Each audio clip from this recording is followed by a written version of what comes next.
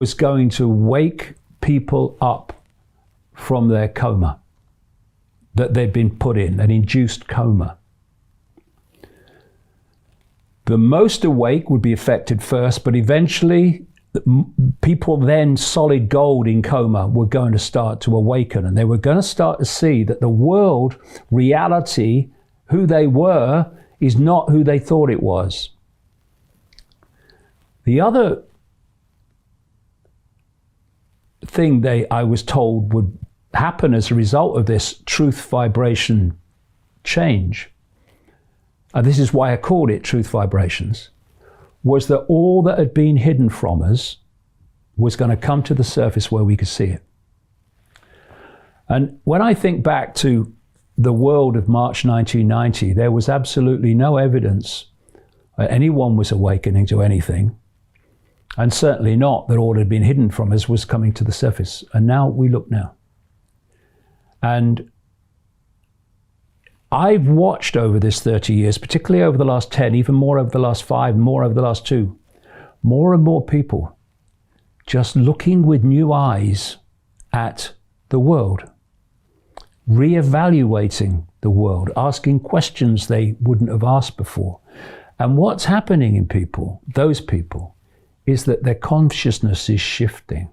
It's starting to expand.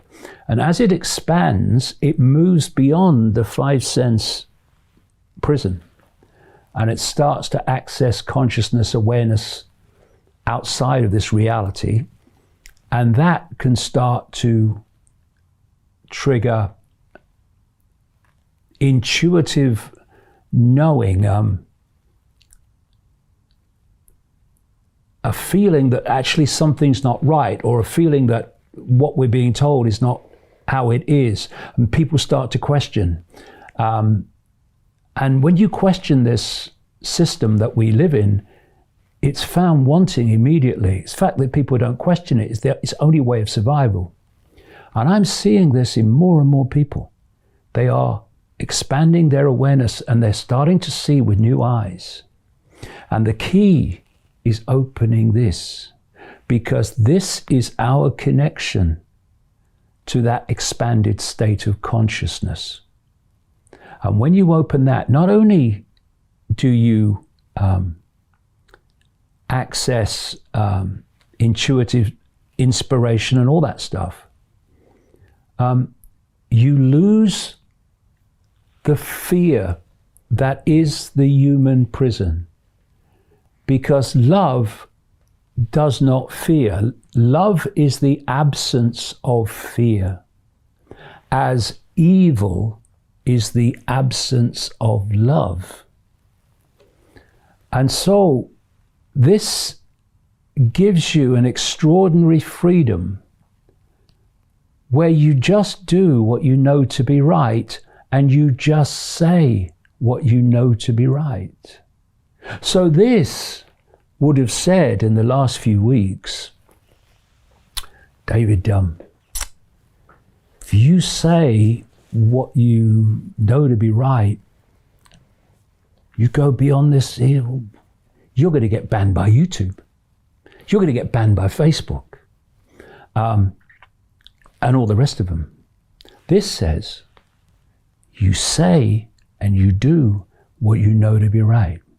And that's what I've done. And so I've got bleeding banned. I mean, the least surprised person that happened was me. But this has a power of its own.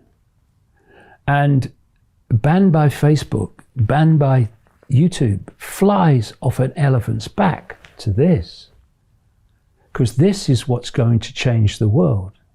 Because this, closing it, is what's got us into this mess. Because once you close that, and fear will close it, your perceptual point of observation goes here immediately, or here, emotion. And you become imprisoned in the bubble of the 5 senses. When you open that, everything changes. So Jim